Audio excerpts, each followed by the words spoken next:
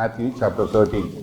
நம்ம சண்டே மார்னிங்ஸில் மத்தேயு சுவிசேஷம் படித்து கொண்டு இருக்கிறோம். இன்றைக்கு மத்தேயு 13வது அதிகாரத்தில் இந்த பேரபிளில் 2 பேரபிள் பார்க்க போகிறோம் இன்னைக்கு ஒரே நாளில். 44 46 வரை. Matthew chapter 13 44 to 46.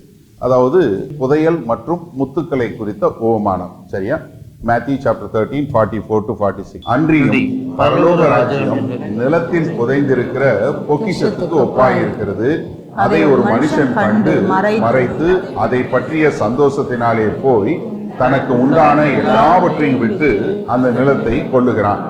மேலும் பரலோக ராஜ்யம் நல்ல முத்துக்களை தேடுகிற வியாபாரிக்கு ஒப்பாயிருக்கிறது. அவன் விலையுயர்ந்த ஒரு முத்தை கண்டு போய் தனக்கு உண்டான எல்லாவற்றையும் விற்று அதை கொள்ளுகிறான். ஆமென். உட்காருங்கள். அதாவது இந்த ஓமானங்கள் எப்படி தேவனுடைய ராஜ்யம் விலை மதிப்பற்றது என்பதை சொல்லக்கூடியதாக இருக்கிறது நம்ம பார்க்கிறோம். இந்த மத்தேயு 13வது அதிகாரம் பூரா சபையின் காலம், இந்த காலகட்டத்தில் எப்படி சபை இருக்கிறது என்பதை சொல்லக்கூடியதாக. நம்ம என்ன மறந்துடக்கூடாதுன்னா, தேவன் எப்பொழுதும் இந்த மொத்த உலகத்தையும் இந்த என்டையர் யூனிவர்ஸையும் எப்போதுமே ஆளுகை செய்யக்கூடியவராய் இருக்கிறார். முதல்ல அவர் தன்னுடைய முற்பிதாக்கள், நம்முடைய முற்பிதாக்கள் என்று சொல்லக்கூடிய ஆபிரகாம், ஈசாக்கு, யாக்கோபு மூலமாக வழி நடத்தினார். அதற்கு பின்பாக அவர் தீர்க்கதரிசி நியாயாதிபதிகள் மூலமாய், அதற்கு பின்பாக தீர்க்கதரிசிகள் மூலமாய், அதற்கு பின்பாக தம்முடைய குமாரனாகிய கர்த்தராகிய இயேசு கிறிஸ்து மூலமாய், இன்றைக்கு சபையின் மூலமாய் இந்த உலகத்தை ஆளுகை செய்யக்கூடியவராகத்தான் நம்முடைய தேவன் இருக்கிறாரு. அப்போ இப்படிப்பட்ட ஒரு ராஜ்யத்துக்குள்ள நம்ம இந்த ஆளுகைக்கு கீழாக இருக்கிறோம். அதைத்தான் நம்ம இதை மறந்துடக்கூடாது. காரணம் என்னன்னா, கர்த்தர் எல்லாவற்றிற்கு மேலாக வியாபித்திருக்கிறார், ஆளுகிறவராய் இருக்கிறார். இப்போ இந்த மத்தேயு 13வது அதிகாரத்தில் சபையின் காலத்தில் முதல் 2 ஓமானங்கள் என்ன பார்த்தோம்? விதைக்கிறவருடைய ஓமானம், அதற்கு பின்பாக கோதுமை மணியும் கலையும் ஒன்றாக இருக்கக்கூடியது. இந்த விதைக்கிற ஓமானத்தில் நம்ம பார்க்கும்போது நமக்கு என்ன புரிஞ்சது? பரலோக ராஜ்யத்தினுடைய தன்மை, the nature of the kingdom of God. இந்த பரலோக ராஜ்யம் என்பது எப்படிப்பட்டதா இருக்கிறது என்ன? சிலர் ஏற்றுக்கொள்வாங்க, மற்றவங்க நிறைய பேர் ஏற்றுக்கொள்ள மாட்டாங்க. ஆனால் பூமியில தேவனுடைய ராஜ்யத்தை ஏற்றுக்கொண்டவர்களும் நிராகரித்தவர்களும் இருப்பாங்க. அடுத்த 2 ஓமானங்கள் எதை குறிச்சதா இருந்தது? பரலோக ராஜ்யத்தின் வல்லமையை குறிக்கக்கூடியதா இருந்தது. எப்படி ஒரு கடுகு விதை போன்ற தேவனுடைய ராஜ்யம் அது எப்படி ஒரு பெரிய மரமா வளர்ந்து அநேக பறவைகள் அங்கு தங்கி இருந்து போஷிக்கக்கூடிய இடமா மாறுகிறது. பரலோக ராஜ்யம் ரொம்ப சின்னதாக தான் தொடங்கும், ஆனால் மிக பெருசாக வரும். அதே மாதிரி புளித்த மாவை குறித்து சொல்லும்போது எப்படி கொஞ்சம் புளிச்ச மாவு 3 படி அவ்வளோ பெரிய மொத்த மாவையும் புளிக்க வைக்கும். அதாவது இன்டர்னலா உள்ளுக்குள்ள வேலை பார்த்து எவ்வளவு வல்லமையாக இந்த ராஜ்யத்தை பெருசாக்கும். அப்ப என்ன ராஜ்யத்துல மக்கள் ஏற்றுக்கொண்ட மக்களும் ஏற்றுக்கொள்ளாத மக்களும் இருப்பாங்க. அது மாத்திரமல்ல, இந்த ராஜ்யம் இவ்வளவு பெருசா இந்த ராஜ்யம் மொத்தத்தையும் வியாபித்திருக்கும் அப்படின்னு சொன்ன உடனே நமக்கு வரக்கூடிய அடுத்த கேள்வி என்னவா இருக்கணும்? இந்த ராஜ்யத்துக்குள்ள போறதுக்கு நான் என்ன செய்யணும்? ஏன்னா இந்த ராஜ்யம் இப்படிப்பட்ட ராஜ்யம், இந்த ராஜ்யம் தான் பெருசா எல்லாத்தையும் ஆள போகுது. அப்படின்னா எனக்கு வரக்கூடிய அடுத்த கேள்வி என்ன? இந்த ராஜ்யத்துக்குள்ள நான் எப்படி போக முடியும்? இந்த ராஜ்யத்துல நான் எப்படி பிறக்க முடியும்? நான் ஒண்ணு யூதனா பிறக்கணுமா, இல்ல உடன்படிக்கையின் பிள்ளையா பிறக்கணுமா, இல்ல நான் ஒரு கிறிஸ்தவனா பிறந்தா போதுமா? எப்படி நான் ஒரு கிறிஸ்தவ குடும்பத்துல பிறந்தா போதுமா? ஏன்னா நான் அப்படி ராஜ்யத்துக்குள்ள வந்துட முடியுமா அப்படின்னு சொல்லக்கூடிய ஒரு கேள்வி வர்றது. அதனால இந்த 2 ஓமானங்களும் எதை குறிச்சதுன்னா, எப்படி இந்த ராஜ்யத்துக்குள்ள நீங்க வர முடியும். அப்ப முதல் 2 ஓமானம் the nature of the kingdom, எப்படி இந்த ராஜ்யத்தினுடைய தன்மை என்ன. அடுத்த 2 ஓமானம் எதை குறிக்கதா இருந்தது? ராஜ்யத்தினுடைய வல்லமையை குறிக்கக்கூடியதா இருந்தது. இந்த இப்ப இன்னைக்கு பார்க்க போகிற இந்த 2 ஓமானமும் how we can enter into the kingdom of God or how we can appropriate the kingdom of God. இந்த ராஜ்யத்துக்குள்ள நம்ம எப்படி உள்ள வர முடியும், இந்த ராஜ்யத்தை நான் எப்படி ஏற்றுக்கொள்ள முடியும், இந்த ராஜ்யத்துக்குள்ள நான் எப்படி இருக்க முடியும் என்று சொல்லக்கூடியதாக இருக்கிறது. சரியா? அப்போ முதலாவது ஓமானம் இன்னைக்கு பார்க்க போற 2 ஓமானத்துல 5வது ஓமானம் வருஷ பிரகாரம் பார்த்தீங்கன்னா இன்னைக்கு பார்க்கிற முதலாவது ஓமானம் எதை குறிச்சது? புதையலுக்கு சம்பந்தமா இருக்குது. 44வது வசனம் பாருங்க. அன்றியும் பரலோக ராஜ்யம் நிலத்தில் புதைந்திருக்கிற எது நிலத்தில் புதைந்திருக்கிற பொக்கிஷத்துக்கு ஒப்பாயிருக்கு. இப்போ ஒரு நிமிஷம் நீங்க யோசிக்கணும். அன்னை யாராச்சும் பொக்கிஷத்தை கொண்டு போய் மண்ணுக்குள்ள புதைச்சு வைப்பானா? வருதா இல்லையா? அப்படி இல்லைன்னா உங்களுக்கு கொஞ்சம் புரியலன்னு அர்த்தம். அதாவது 2000 வருஷத்துக்கு முன்னாடி கர்த்தராகி இயேசு கிறிஸ்து ஓமானத்தை சொல்லும்போது பேங்க் கிடையாது, லாக்கர் கிடையாது, இது கிடையாது, செக்யூரிட்டிஸ் கிடையாது, ஸ்டாக் மார்க்கெட் கிடையாது, இவ்வளவே பிட்காயினே கிடையாது, எதுவுமே கிடையாது. அது மாத்திரமல்ல, இந்த பாலஸ்தீன பகுதி என்று சொல்லக்கூடிய மொத்த ஏரியால என்னன்னா எப்பவுமே போர் நடக்கும், யுத்தம் நடக்கிறதுனால அவங்க என்ன யுத்தத்துல அவன் எல்லாத்தையும் அடிச்சு கொள்ளையடிச்சுட்டு போயிடுவான், இல்ல நம்மளையும் ஒரு சில நேரத்தில் அடிமைகளா கொண்டு போயிட்டான்னா அதுக்கப்புறம் நம்மளை விடுதலை செய்யும் போது நான் வந்தேன்னா எனக்கு என்ன கிடைக்கும் அப்படின்னு சொல்றதுனால அவங்க என்ன செய்வாங்கன்னா இந்த பொக்கிஷத்தை அவங்களுடைய பணம் இல்ல வேற எதையாவது எல்லாத்தையும் எடுத்து என்ன செய்வாங்கன்னா அவங்க தோட்டத்துல அவங்களுடைய இடத்துல ஏதாவது ஒரு இடத்துல குழி தோண்டி புதைச்சி வச்சிருவாங்க. இப்ப நம்ம கேட்கும் போது நமக்கு என்ன தோணுது? அண்ணே எப்படின்னே கொண்டு போய் புதையில கொண்டு போய் இதுல வைப்பாங்க, மண்ணுல போட்டு புதைச்சு வைப்பாங்க, அதை கொண்டு போய் லாக்கர்ல வச்சு பூட்டி வச்சிட வேணாமா, நம்ம செக்யூரிட்டி அலாம் போட்டு வச்சிருவோம்ல. நீ என்ன அலாம் போட்டாலும் உள்ள வந்து எடுத்துட்டு போறான், அது வேற விஷயம். உங்க ஆறுதலுக்காக மன திருப்திக்காக நீங்க அலாம் போடுறீங்க. நம்ம போலீஸ் நம்ம ஊர்ல என்ன சொல்றான்? கோஆப்ரேட் வித் ராபர், என்ன அவங்க கூட உதவி செய்ய, காசு போனா பரவாயில்ல, நீ வாங்கிக்கலாம், இன்சூரன்ஸ்ல இருந்து, உடம்பு போச்சுன்னா பிரச்சனை, அதானே சொல்லி கொடுக்குறாங்க, நீ சண்டை போடாதன்னு. அதனால பொக்கிஷத்தை அவங்க அந்த காலத்துல புதைச்சு வச்சாங்க. இப்ப என்ன சொல்ற? ஏன்னா இது நீங்க இதோ அதிசயம் நினைக்கக்கூடாது. ஏன்னா மத்திய 25வது அதிகாரத்துல இந்த தாளந்துகளின் ஓமானத்தை குறித்து சொல்லும்போது ஒருத்தனுக்கு 5 தாளந்து கொடுக்குறாரு, ஒருத்தனுக்கு 2 தாளந்து கொடுக்குறாரு, ஒருத்தனுக்கு 1 தாளந்து கொடுக்குறாரு. இந்த 1 தாளந்து பெற்றவன் என்ன செய்யறான்? மத்திய 25வது அதிகாரம் 18வது வசனத்துல பார்க்கிறோம். என்ன பார்க்கிறோம்? 1 தாளந்தை வாங்கினவனோ போய் நிலத்தை தோண்டி தன் எஜமானுடைய பணத்தை புதைத்து வைத்தானா? அப்ப இது அவர்களுக்கு வழக்கத்துல உள்ளது. பொக்கிஷத்தை கொண்டு புதைத்து வைப்பது என்பது 2000 வருஷத்துக்கு முன்னாடி வழக்கத்துல உள்ளது. அதனால நம்ம என்ன நினைச்சு கூடாது, யாராவது கொண்டு போய் புதைப்பு வைப்பாங்களா நீங்க நினைக்க கூடாது. ஏன்னா நம்ம இன்னைக்கு டெக்னாலஜி வளர்ந்துருச்சு, எல்லாம் வளர்ந்துருச்சு, உடனே அன்னை இது நமக்கு ஏற்புடையது இல்ல. அங்க உள்ளது என்னங்கிறத கத்துக்கொள்ளக்கூடியதான். சரியா? அப்போ கொண்டு போய் நிலத்துல புதைத்து இருந்தான். அவன் போய் என்ன பண்றான்? ஒரு வயல்ல போய் ஒரு தோட்டத்துல ஒரு இடத்துல போய் வேலை செய்யும் போது என்ன பாக்குறாரு?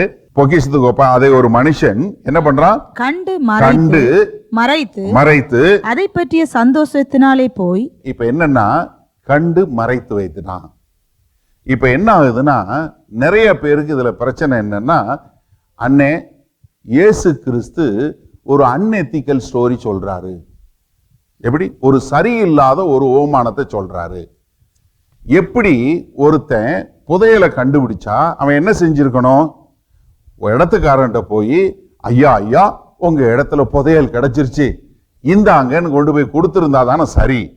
இப்ப இயேசு கிறிஸ்து எப்படி ஒரு பொல்லாதவனை குறித்து ஒரு நல்ல காரியத்தை சொல்லி கொடுக்கிறாரு? இது நிறைய பேருக்கு இது பிரச்சனை. அவர் சொல்ல வந்தது வேற, இருந்தாலும் இதை நான் உங்களுக்கு சொல்லி கொடுக்கிறேன்.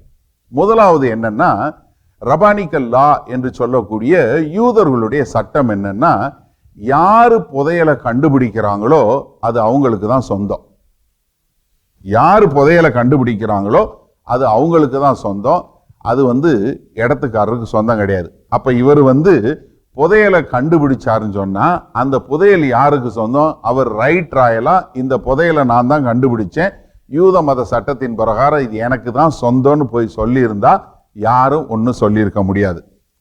ரெண்டாவது, இந்த இடத்துல இந்த நிலத்துல இருந்து புதைச்சது கண்டுபிடிச்சு எடுத்தார் இல்லையா, இந்த இடத்துக்காரருக்கு அந்த புதையல் சொந்தம் கிடையாது. நல்ல கவனிங்க. ஏன்னா அதை உழுது அதுல இருந்து புதையலை கண்டுபிடிச்சு இவன் போய் இடத்தை விற்கிறவனா இருந்தா அந்த இடத்துல புதையல் இருக்குன்னு சொன்னா அந்த இடத்தை விற்பானா? ஹலோ, ஒரு நிமிஷம் யோசிங்க. இப்ப நீங்க உங்க இடத்துல புதையலை புதைச்சு வச்சிருக்கீங்க, நீங்க ஒருத்தன் உங்க இடத்த வாங்குறேன்னு சொல்றான். இரு ராஜா நான் போய் தோண்டி புதையல் எடுத்துட்டு அதுக்கப்புறம் இடத்த வைக்கிறேன்னு தானே சொல்லுவான். அப்ப என்ன, இவனுக்கு சொந்தமானது கிடையாது. இது யாருக்கோ முன்னாடி உள்ளவங்க 2வது 3வது தலைமுறை யாரோ ஒருத்தர் புதைச்சு வச்சவர், இவர் தெரியாம வாங்கினாரு, அது அங்கேயே இருந்துச்சு. அதனால இது அவனை ஏமாத்துறதும் கிடையாது. 2வதா. 3வதா இன்னொரு காரியம் பாருங்க, இவன் எவ்வளவு நல்லவன் பாருங்க. இப்ப நீங்க என்ன செஞ்சிருப்பீங்களோ தெரியாது, நான் என்ன செஞ்சிருப்பேன்னு சொல்றேன். ஏன்னா நீங்களாம் கொஞ்சம் ரொம்ப நல்லவங்க. நான் என்ன செஞ்சிருப்பேன்னு சொல்றேன். புதையலை கண்டுபிடிச்சனா அதுல இருந்து ஒரு பங்கை மட்டும் எடுத்துட்டு போய் அந்த காசை வித்து அந்த காசுல இடத்த வாங்கியிருப்பேன். கொஞ்சம் ஸ்மார்ட் தானே. நம்ம என்ன செய்வோம், நமக்கு அண்ணே புதையல் கிடைச்சிருச்சு, இடம் எவ்வளவு இருக்கும், இவ்வளவு விலை இருக்கும், பெரிய புதையல், கொஞ்சத்தை மட்டும் எடுத்துறேன், நான் போய் அதை வித்து அந்த காசை கொண்டு நான் இடத்த வாங்கிறேன். செஞ்சிருக்கலாம்ல, செய்யல. என்ன பண்றாரு, புதையலை கண்டு மறைத்து வைத்துட்டு என்ன பண்றாரு, தனக்கு உண்டான எல்லாவற்றையும் விற்று. அப்ப என்ன, முதல்ல இவன் கெட்டவன், இது கெட்டவனை வச்சு உதாரணம் சொல்றாருன்னு எடுக்கவே கூடாது. சரியா, புரிஞ்சு சொல்லுங்க. இப்ப புதையல் இவர் பண்றாரு, புதையலை கண்டுபிடிக்கிறாரு. இந்த புதையலை இவர் தேடணும்னு போய் தேடல. நீங்க நம்ம யூகேல பீச்சுக்கு, நம்ம சம்மர்ல பீச்சுக்கு போனீங்கன்னா நிறைய பேர் பார்த்துருப்பீங்க, மெட்டல் டிடெக்டரோட அலையிறவனை பார்த்துருக்கீங்களா? கண்டிப்பா நம்ம எல்லாரும் பார்த்துருக்கோம். ஏன்னா எங்கேயாவது எவனாவது தங்கம் விட்டுட்டு போயிருக்க மாட்டானான்னு சொல்லி தேடுற கூட்டம் இன்னைக்கு இருக்கு. 2000 வருஷத்துக்கு அப்புறமும் அப்படியே எந்த பீச்சுக்கு போனாலும் யாராவது ஒருத்தன் மெட்டல் டிடெக்டரோட அலைவான். எதுக்கு, ஏதாவது தங்கம் கிடைச்சிடாதா? நம்ம ஆளுங்க பூரா போய் பீச்சுக்கு போனாலும் தங்கம் போட்டு போற ஆளுங்க தான் நம்ம ஆளுங்க. அப்போ ஏதாவது கிடைச்சிடான்னு தேடக்கூடியது. அப்ப இவர் புதையல் கிடைக்குமான்னு தேடவே இல்லை. இவர் என்ன பண்றாரு, சும்மா போய் வேலை பார்க்கிறாரு. வேலை பார்க்கும்போது தற்செயலாய் அவருக்கு புதையல் கிடைக்குது. சரி, நல்லா ஞாபகம், தற்செயலா கிடைக்குது. உடனே என்ன பண்றாரு, சந்தோஷம் வந்த உடனே என்ன பண்றாரு, தனக்கு உண்டான எனக்கு இந்த புதையல் போதுன்னு சொல்லி எல்லாவற்றையும் வித்து விட்டு கொண்டு இந்த புதையலை வாங்கி கொள்றாரு. ஏன்னா எனக்கு இதுதான் முக்கியமான காரியம். அப்ப இதுல என்ன, இதுல எந்த விதமான மாரலோ எத்திக்கல் பிரச்சனையே கிடையாது. அவர் என்ன பண்றாரு, இத வாங்கி கொள்ளக்கூடிய காரியம் தன்னுடைய சொந்த பணத்துல தனக்கு உண்டான எல்லாவற்றையும், நல்லா கவனிங்க, தனக்கு உண்டான கொஞ்சம் இல்ல, எனக்கு இருக்கிற எல்லாத்தையும் வித்து எனக்கு இந்த புதையல் போதும் அப்படின்னு எடுக்கக்கூடிய ஒரு காரியம். 2வது ஓமானம் என்ன, 2 ஓமானத்துக்கு அர்த்தம் சொல்றேன், அதுக்கப்புறம் இதுல நம்ம என்ன கற்றுக்கொள்ளலாம். 2வது ஓமானம் என்ன, முத்துக்களின் ஓமானம். 45வது வசனம் பாருங்க. மேலும் பரலோக ராஜ்யம் நல்ல முத்துக்களை தேடுகிற வியாபாரிக்கு ஒப்பாயிருக்கிறது. சரி, இங்க என்னன்னா தேடுகிற வியாபாரின்னு மொழிபெயர்க்கப்பட்டிருக்கு. நீங்க ஆங்கில வேதாகமத்துல பாத்தீங்கன்னா மெர்ச்சன்ட் அப்படின்னு சொல்லக்கூடிய பதம். இந்த கிரேக்க மொழியில எம்பரரோ அப்படின்னு சொல்லக்கூடிய ஒரு பதம். அப்படின்னா என்னன்னா, அவர் ஹோல்சேல் டீலர். அவர் ஒரு சாதாரண வியாபாரி இல்ல, முத்துக்களை வாங்கி விற்கிற ஒரு பெரிய வியாபாரி. அப்போ இவர் யாரு, ஒரு சாதாரண ஆள் கிடையாது. இவர் ரொம்ப இந்த முத்துக்களை வாங்கி விற்கக்கூடியது. இந்த முத்துக்கள் என்று சொன்ன உடனே இவர் வாங்கி விற்கும் போது அவர் என்ன பண்றாரு, அவருக்கு ஒரு விலையுயர்ந்த முத்தை கண்டு. இப்ப முத்துவே விலை உயர்ந்தது, அதுலயும் ஒரு விலையுயர்ந்த ஒரு முத்தை கண்டு. இந்த ஒரு முத்து என்பதற்கு மிக முக்கியமான ஒரு காரியம். ஏன்னா அவர் ஹோல்சேல் வியாபாரி, நிறைய முத்து வாங்கி வித்துக்கிட்டே இருக்கிறாரு. ஆனா ஒரே ஒரு முத்தை தேடிக்கிட்டே இருக்காரு. எப்படி, நிறைய முத்துக்களை வாங்கி வித்துக்கிட்டே இருக்கிறாரு, ஆனா ஒரு முத்து எனக்கு வேணும்னு அதை தேடக்கூடிய ஒரு ஆளு. அங்க அவர் தேடல, புதையல் சும்மா போகும்போது புதையல் கிடைக்குது. ஆனா இங்க இவர் தேடுறாரு, என்ன, ஒரு முத்து வேணும்னு சொல்லக்கூடியதா. முத்துக்கள் அப்படின்னு சொல்லி சொன்னா ஏன் இவ்வளவு விலை இருந்ததுன்னா, அந்த நாட்கள்ல இன்னைக்கு மாதிரி பேர்ல் டைவிங் அந்த மாதிரிலாம் கிடையாது. எக்யூப்மெண்ட், ஆக்சிஜன் சிலிண்டர்லாம் வச்சு உள்ள போய் அந்த இதெல்லாம் கிடையாது. அந்த காலத்துல என்ன செய்வாங்கன்னா, உடம்புல கல்லை கட்டிட்டு கடலுக்குள்ள குதிச்சிருவாங்க. குதிச்சு உள்ள போய் மூச்சு பிடிச்சு போய் ரொம்ப ஆழத்துல தேடி கண்டுபிடிச்சு ஒரு முத்தை எடுத்துட்டு வரணும். நிறைய நேரங்கள்ல இந்த முத்து குளிக்க போனவங்க திரும்பி வர்றதில்லை. ஏன்னா அவங்க ஜீவனே போயிடும். நீங்க தூத்துக்குடி பக்கத்துல பழைய காலத்து கதைகள் கேட்டு பார்த்தீங்கன்னா சொல்லுவாங்க, முத்து குளிக்க போய் அவங்க போயிட்டாரு புருஷன் போனாரு, ஆளை திரும்ப வரலங்கிற காரைகள் நிறைய கேள்விப்படுவீங்க அந்த காலகட்டங்களில். ஏன்னா அந்த காலத்தில் எதுவுமே இல்லை, இந்த மாதிரி ஒரு டெக்னாலஜியும் கிடையாது, ஒன்றும் கிடையாது. அப்போ என்னன்னா, ஒரு விலை உயர்ந்த முத்து எடுக்கணுங்கிறது மிக மிக ஒரு கடினமான ஒரு காரியம். அது மாத்திரமல்ல, முத்துக்கள் விலை மதிப்பற்றது என்பது அவங்க எல்லாருக்கும் தெரியும். டால்முட் என்று சொல்லக்கூடிய யூதர்களுடைய வழக்கம் என்ன சொல்லுதுன்னா, pearls ஆர் பியாண்ட் பிரைஸ், விலை மதிப்பற்றது, அதுக்கு விலை மதிப்பே கிடையாதுன்னு சொல்லக்கூடியதான். அதனாலதான் தீமோத்தேயுக்கு எழுதும்போது சொல்றாரு இல்லையா, பெண்கள் என்ன பண்ணாது, முத்துக்களால தங்கள் அலறுங்கி இருக்க கூடாது. 1 தீமோத்தேயு 2:9 சொல்லும்போது என்ன, ஸ்திரீகளும் மயிரை பின்னுதலினாலாவது பொன்னினாலாவது முத்துக்களினாலாவது, அதாவது நீங்க முத்துகளுக்கு ரொம்ப அந்த காலத்துல ரொம்ப ஒரு பிரதான ஒரு காரியம் கொடுத்தாங்க. ரோமன் எம்பரர் கலிகுலா என்று சொல்லக்கூடிய ஒரு கலிகுலாவுடைய மனைவி பாத்தீங்கன்னா, அவங்க உடம்பு பூரா முத்து போட்டதுல ரொம்ப ஃபேமஸ். அவங்க அந்த காலத்துல போட்டதுக்கே வேல்யூ அந்த காலத்துல $3 மில்லியன். தலையில, மூக்குல, காதுல, கையில அவங்க முத்து போடாத இடமே இல்லைன்னு சொல்லக்கூடியதா கலிகுலாவோட மனைவி. அது மாத்திரமல்ல, கிளியோபத்ரா 2 முத்து வச்சிருந்தாங்களாம். அவங்க வச்சிருந்த 2 முத்தோட வேல்யூ மட்டும் $500,000, 500,000, 5 லட்சம். 2 முத்து தான். அப்ப என்னன்னா, அந்த காலத்துல முத்துக்களுக்கு இருந்த பெரிய மரியாதைங்கிறது ரொம்ப ரொம்ப முக்கியம். அதாவது நிறைய பேர் என்ன பண்ணாங்கன்னா, தங்களுடைய விலையை பூரா போட்டு இந்த முத்துக்களை வாங்கி வச்சுக்கிட்டாங்க. ஏன்னா அதுக்கு தான் ரொம்ப மதிப்பு. அந்த ரோம பேரரசுல உள்ளவங்க ரொம்ப தங்களை ஒரு பெரிய ஆளு அப்படின்னு சொல்லி காட்டணும்னா என்ன செய்வாங்கன்னா, பெரிய விருந்து வச்சு எல்லாருக்கு முன்னாடியும் ஒரு முத்து எடுத்து அவங்க முன்னாடி அந்த ஆல்கஹாலில் போட்டுட்டு அதை கலக்கி அதை குடிச்சு அப்படி ஸ்டைல் காட்டுவாங்களாம். அதாவது அவர் எவ்வளவு செல்வ செருக்குள்ளவர் அப்படின்னு காட்டுறதுக்கு, அவரை மாதிரி ஆள் இல்லைன்னு காட்டுறதுக்கு. அந்த மாதிரி சரித்திரத்தில் முத்துக்களுக்கு அப்படி ஒரு மதிப்பு, அப்படி ஒரு காரியம். அதனால கர்த்தராகிய இயேசு கிறிஸ்து மத்தேயு 7வது அதிகாரத்தில் பார்த்தோம் இல்லையா, 6வது வசனத்துல, என்ன ஒரு விலை மதிப்பற்றதை நீ சீப்பா கொடுத்துறாதன்னு சொல்றதுக்கு என்ன சொன்னாரு? மத்தேயு 7:6, பரிசுத்தமானதை நாய்களுக்கு கொடாதேயுங்கள், உங்கள் முத்துக்களை பன்றிகள் முன் போடாதே, பன்றிக்கு போடாத. அப்ப என்ன, முத்துக்கள் என்பது மிக மிக விலையேறப்பட்டது. இவரு தினசரி அன்றாட முத்து வாங்கி விற்கிறவர், அப்படிப்பட்ட ஒரு வியாபாரி. ஆனா இவர் என்ன பண்றாரு, தனக்கு ஒரே ஒரு முத்து வேணும்னு சொல்லி அந்த முத்தை கண்டுபிடிக்கிறாரு.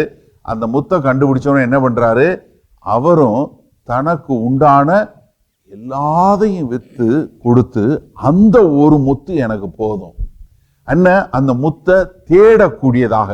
அப்போ ஒருத்தர் தேடாம ஒரு புதையலை கண்டுபிடிக்கிறாரு, தனக்கு உண்டானதெல்லாம் வித்து அதை வாங்கி கொள்றாரு. இன்னொருத்தர் தேடிக்கிட்டே இருக்கிறாரு, அவருக்கு ஒரு முத்து வேணும்னு. அந்த ஒரே ஒரு முத்து, ஏன்னா நீங்க கிரேக்க மொழியில வாசிக்கும் போது இந்த பைபிள்ல அந்த ஒரு முத்துங்கிறது ரொம்ப முக்கியத்துவமான கொடுக்கப்பட்டிருக்கு. அந்த ஒரு முத்தை கண்டுபிடிச்ச உடனே தனக்கு உண்டான எல்லாவற்றையும் விட்டு அந்த முத்தை வாங்கி கொள்றார். இப்ப என்ன, இந்த பரலோக ராஜ்யம் எவ்வளவு விலை மதிப்பற்றது என்று சொல்லக்கூடியதான். இதுல இருந்து ஒரு 5 பிரின்சிபல் பார்ப்போம். முதலாவதாக இந்த ஓமானங்கள்ல இருந்து நம்ம கற்றுக்கொள்ளக்கூடியது, முதலாவது, இந்த பரலோக ராஜ்யம் விலை மதிப்பற்றது. இன்னைக்கு அழகா சொன்னாங்க, திவ்யாக்கா வர்ஷிப் பண்ணும்போது அழகா சொன்னாங்க, நான் மட்டும் அங்க இருந்திருந்தேன்னா பெரிய வீடு வாங்கியிருக்கலாம். அவங்களுக்கு தெரியாது, இதுதான் இன்னைக்கு மெசேஜ். நான் மட்டும் கனடாவில் இருந்திருந்தேன்னா பெரிய வீடு வாங்கியிருப்பேன், எல்லாரும் மாதிரி சந்தோஷமா இருந்திருப்பேன். இல்லை இல்லை, எல்லாத்த காட்டிலும் முக்கியமானது என்ன, தேவனுடைய ராஜ்யம். நம்மளுடைய சொத்து சொகம் எல்லாத்த காட்டிலும் விலை மதிப்பற்றது. அதாவது ஒரு பிரைஸ் போட முடியாது அப்படின்னு சொல்றது என்னன்னா, தேவனுடைய ராஜ்யம், அந்த தேவனுடைய ராஜ்யத்தில் ஒரு அங்கமாக இருப்பது. அத மாதிரி ஒரு இது நீங்க என்ன பண்ணாலும் உங்களுடைய ரட்சிப்புக்கு நீங்க விலையே கொடுக்க முடியாது. அதாவது இங்க சொல்லும்போது என்ன சொல்றாரு, என்ன, கர்த்தராகிய இயேசு கிறிஸ்து மூலமாய் பிதாவாகிய தேவனை அறிந்து கொண்டு அவருடைய ராஜ்யத்துல ஒரு பிரஜையா, அவருடைய பிள்ளையா, பரிசுத்த ஆவியை பெற்று அப்பா பிதாவே என்று அழைக்கக்கூடிய ஒரு புத்திர சுவிகாரம் பெற்றத மாதிரி வேற எந்த ஒரு இதுமே ஒப்பிடவே முடியாது.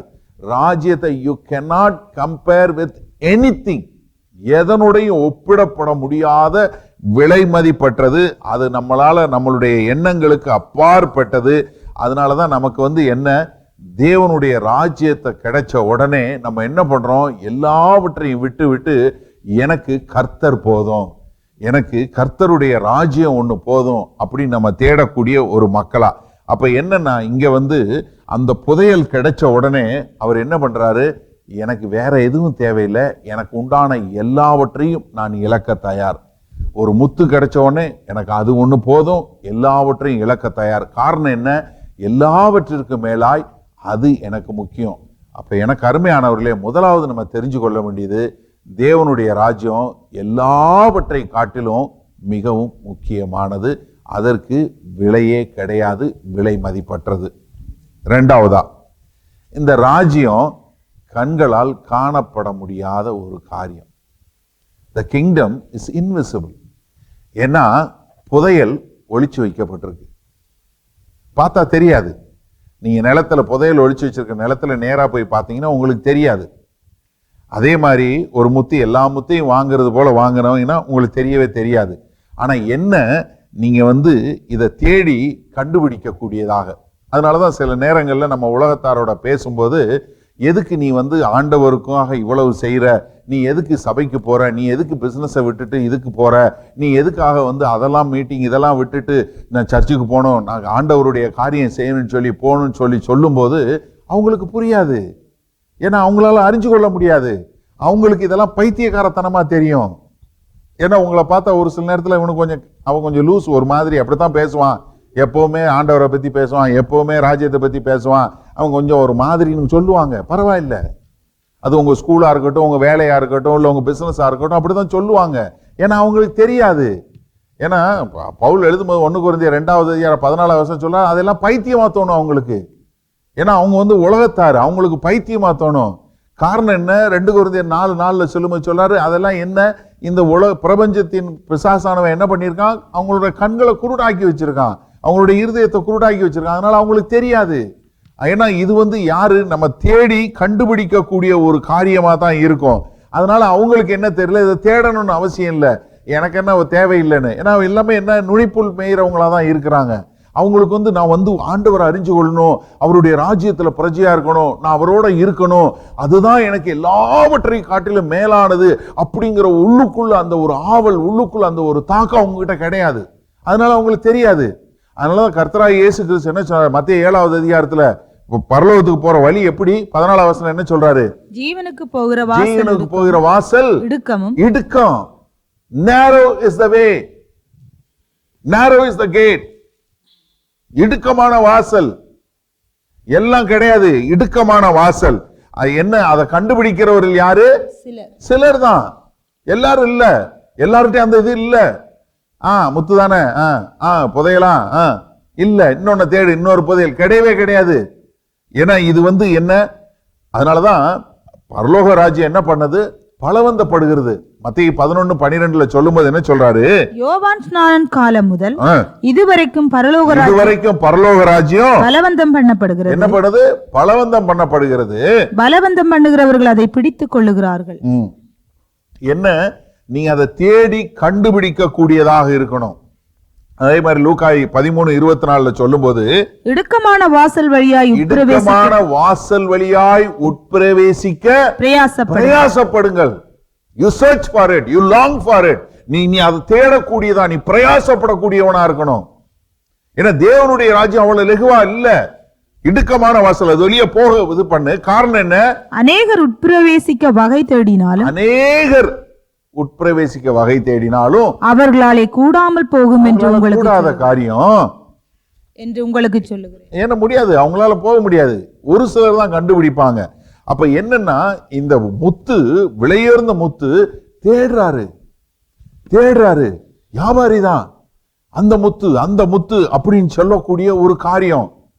ஆனா நிறைய பேர் என்னன்னா, ஏதாவது டூப்ளிகேட்ல செட்டில் ஆயிடுவாங்க. எப்படி? முத்து தானே ரொம்ப காஸ்ட்லி, நம்ம டூப்ளிகேட் பண்ணிடுவோம். ரொம்ப கொஞ்சம் வருஷத்துக்கு முன்னாடி நாங்கள் அமெரிக்கா போய் நியூயார்க்கில் இருக்கும்போது ஒரு தடவை நாங்கள் போய் பார்க்க போனோம். நான் பார்த்தேன், ரொம்ப அருமையான டைமண்டு. இந்த காலத்தில் டைமண்ட், அந்த காலத்தில் முத்து, இப்போ டைமண்ட் தானே எல்லாரும். டைமண்ட் ஜுவல்லரி எல்லாமே டிங் டிங் பிளிங் பிளிங் போடுற மாதிரி வச்சுருந்தான். டைமண்டு கண்டே பிடிக்க முடியாது. 100 வச்சிருக்க டைமண்டும் 1,00,000 வச்சிருக்க டைமண்டும் பக்கத்துல வச்சா நம்மளால கண்டே பிடிக்க முடியாது. டூப்ளிகேட். ஏன்னா நிறைய பேர் அதுல செட்டில் ஆயிடுவாங்க. இயேசு கிறிஸ்து என்ன சொல்றாரு? யோவான் 5வது அதிகாரத்துல பரிசேயர்களை பார்த்து சொல்லும்போது, அவர் பிரசங்கம் பண்ணிட்டு எல்லாம் சொல்லும்போது 39வது வசனம் பாருங்களேன். வேத வாக்கியங்களை ஆராய்ந்து பாருங்கள், வேத வாக்கியங்களை ஆராய்ந்து பாருங்கள், அவைகளால் உங்களுக்கு நித்திய ஜீவன் உண்டென்று எண்ணுகிறீர்களே. அதுல இருக்குன்னு சொல்லி நித்திய ஜீவன் இருக்குன்னு நினைக்கிற, என்னை குறித்து சாட்சி கொடுக்கிறவைகளும் அவைகளே. சாட்சி கொடுக்கிறவைகளும் அவைகளே. நான் தான் அவரு, நான் தான் அந்த ரட்சகர், நான் தான் அந்த ராஜா, நான் தான் உங்களை ரட்சிக்க வந்த ரட்சகர். ஆனா என்ன அதை குறிச்சு சாட்சி சொல்றத சாட்சியை படிக்கிறீங்க, ஆனா என்ன பண்ண மாட்டேங்கிறீங்க. அப்படி இருந்தும் உங்களுக்கு ஜீவன் உண்டாகும்படி என்னிடத்தில் வர உங்களுக்கு வர்றதுக்கு உங்களுக்கு மனசு இல்ல. ஏன்னா நீ டூப்ளிகேட்ல செட்டில் ஆகுற. ஏன்னா வசனம் தெரிஞ்சா போதும், என்ன இயேசு கிறிஸ்து ஏத்துக்கிட்டேன் பரலோகம் போறேன் போதும் இல்ல. உனக்கு உண்டான எல்லாவற்றையும் விட்டு வந்தையா? இங்க கேக்குறது என்ன? நீ வேத வசனத்துல இருக்குன்னு ஆராய்ச்சி பண்ற இல்ல, கிடையாது. அது சாட்சி சொல்றது யாரு? என்னைய பத்தி. ஆனா உனக்கு என்ன வர மனசு இல்ல. அதனாலதான் யோவான் 1வது அதிகாரம் 10-11 சொல்லும் போது யோவான் என்ன சாட்சி எழுதுறாரு? அவர் உலகத்தில் இருந்தாலும் உலகம் அவர் மூலமாய் உண்டாயிற்று, உலகமோ அவரை அறியவில்லை. உலகம் அவர் அறியல. அவர் தமக்கு சொந்தமானதிலே வந்தார். ஒண்ணு உலகம் அறியல, அடுத்து அவருக்கு சொந்தமான யூத இனத்துல சொந்தமான மக்களுக்கு வந்தாரு. அவருக்கு சொந்தமானவர்களோ அவரை ஏற்றுக்கொள்ளவில்லை. அவர் சொந்தமானவர்களும் அவரை ஏற்றுக்கொள்ளல. அப்ப என்னன்னா, இது ஒரு மனுஷன் தேடி கண்டுபிடிக்கக்கூடியது. ராஜ்யம் என்ன? விலை மதிப்பற்றது, தேடி கண்டுபிடிக்கக்கூடியது. அது மாத்திரமல்ல, 3வதாக ராஜ்யம் என்னன்னா ஒரு தனிப்பட்ட முறையில ஒவ்வொருத்தரும் வர வேண்டியது. You can enter personally, you can appropriate personally. நீங்க உங்களுக்காக, முத்து உங்க மனைவிக்காக, உங்க பிள்ளைக்காக வாங்க முடியும், பரலோக ராஜ்யத்தை வாங்க முடியாது. பரலோக ராஜ்யம் ஒவ்வொருத்தரும் தனித்தனியா அவர்கள் முடிவெடுத்து உள்ள வரணும்.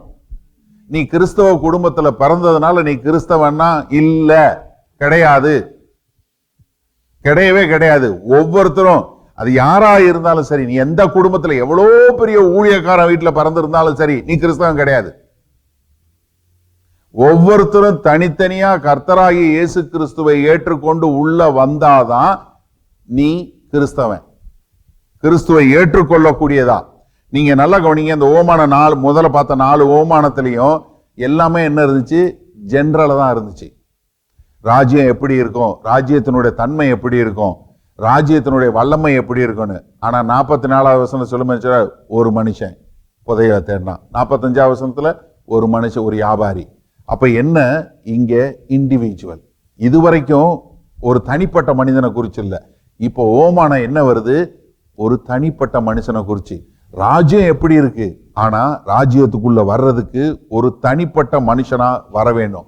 நான் சொன்னேன் இல்லையா, அகில உலகத்தையும் எப்போதும் ராஜாவாக கர்த்தர் ஆண்டு கொண்டிருக்கிறார்னு. நீங்க ராஜ்யத்துல இருக்கலாம், ஆனா ராஜ்யத்துல அந்த ராஜாவினுடைய பிள்ளையா இருக்கிறீங்களாங்கிறத முக்கியம். உலகத்தையும் கர்த்தர் தான் ஆண்டு கொண்டிருக்கிறார், தேவன் தான் ஆண்டு கொண்டிருக்கிறார். ஆனா தேவனுடைய ஆளுகையில எத்தனை பேரு அவருடைய பிள்ளைகளா இந்த பூமியில இருக்கிறீங்க? ஏன்னா இங்க யூதர்கள் என்ன நினைச்சாங்க? நாங்க உடன்படிக்கையினுடைய பிள்ளைகள், நாங்க ஆபிரகாமுடைய பிள்ளைகள், அதனால நாங்க உள்ள போயிரும் அப்படின்னு சொல்லும் போதுதான் கர்த்தர் என்ன சொல்றாரு? மத்தேயு 8வது அதிகாரம் 11-12 என்ன சொல்றாரு? அநேகர் கிழக்கிலும் மேற்கிலும் இருந்து வந்து பரலோக ராஜ்யத்தில் ஆபிரகாம், ஈசாக்கு, யாக்கோபு என்பவர்களோட பந்தி இருப்பார்கள். என்ன? வேற புறஜாதி மக்கள் ஆபிரகாமோட ஈசாக்கோட உட்கார்ந்து சாப்பிடுவான். அப்படின்னா என்ன? பரலோக ராஜ்யத்தில் அவங்களோட கூட இருப்பாங்க.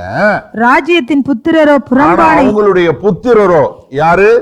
ஆபிரகாமுடைய சந்ததின்னு சொல்ற ராஜ்யத்தின் புத்திரரோ புறம்பான இருளிலே தள்ளப்படுவார். புறம்பான இருளிலே தள்ளப்பட்டு அங்கே அழுகையும் பட்கடிப்பும் உண்டாயிருக்கும் என்று உங்களுக்கு நீ நரகத்துக்கு தள்ளப்படுவ.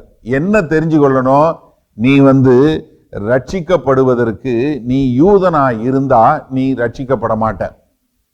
நீ கிறிஸ்தவனா இருந்தா ரட்சிக்கப்படுறதில்ல. ஏன்னா ரோமர் நம்ம படிச்சோம். ரோமர் 2வது அதிகாரம் 28-29 சொல்லும்போது என்ன சொல்றாரு? ஆதலால் புறம்பான யூதன் யூதன் அல்ல. வெளியே நீ பிறந்ததுனால யூதன் அல்ல. யாரு யூதன்? புறம்பாக மாம்சத்தில் செய்யப்படும் விருத்த சேதனம் விருத்த சேதனம் அல்ல, அல்ல, உள்ளத்திலே யூதனானவனே உள்ளத்திலே யூதனானவனே யூதன். ஏன் நீ உள்ளத்துக்குள்ள விருத்த சேதனம் செய்ய, வெளியரங்கமான செய்யற அடையாளம் இல்ல, நீ உள்ளத்துல வரணும். உன்னுடைய உள்ளம் விருத்த சேதனம் பண்ணப்படணும், வெளியரங்கமான காரியம் இல்ல. அதனாலதான் ரோமர் 9:6 சொல்லும் போது எல்லா இஸ்ரவேலர் எல்லாரும் இஸ்ரவேலர் அல்லவே, ரொம்ப தெளிவா சொல்றாரு. அதனாலதான் நான் மறுபடியும் சொல்றேன், சபையில இருக்கிறதுனால நீ கிறிஸ்தவன் நினைச்சனா ஐயோ பாவம் பரிதாபம் கிடையாது. பைபிள் வச்சிருக்கனால நீ கிறிஸ்தவன் நினைச்சா பாவம் பரிதாபம். நீ கிறிஸ்தவ குடும்பத்துல பிறந்தங்கிறதுக்காக நினைச்சேன்னா நீ பரிதாபம். காணிக்கை கொடுத்தங்கிறதுக்காக நிறைய பேர் என்ன நினைக்கிறாங்க, காணிக்கை கொடுக்குறாங்க. கவர்மெண்ட்டுக்கு டாக்ஸ் கட்டாம கொண்டு போய் திருப்பதி உண்டியல்ல போறதுக்கு நீங்க வந்து ஆண்டவரை விசுவாசிக்காம காணிக்க போறதுக்கு என்ன வித்தியாசம்? ஒண்ணும் கிடையாது. ஒன்னே நீ ஏமாத்தாத. யாரு நீ ஆண்டவரை ஏற்றுக்கொண்டு நீ அவருடைய ராஜ்யத்துல நீ தனிப்பட்ட முறையில உள்ள வந்தாதான். ஏன்னா கர்த்தர் எல்லாத்துக்கும் ஆளுகை செய்யறாரு, எல்லாத்துக்கும் கொடுக்கிறாரு. இன்னைக்கு 145வது சங்கீதம் வாசிச்சோம், 15-16 வசனம். உங்களுக்கு எத்தனை பேருக்கு நல்லா ஞாபகம் இருக்குன்னு தெரியல. அவர் எல்லா மிருக ஜீவன்கள் எல்லாத்துக்கும் அவர் தான் போஷிக்கிறாரு. அவர் கையை திறந்தா எல்லாருக்கும் போஷணும் அவர் தான் கொடுக்கிறாரு. நல்லா தெரிஞ்சு கொள்ளுங்க.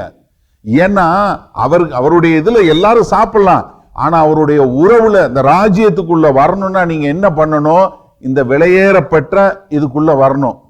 இன்னைக்கு நிறைய பேரு பாருங்க, முத்த தேடின மாதிரி இன்னைக்கு நிறைய பேரு நிறைய காரியங்களை தேடுறவங்க உண்டு.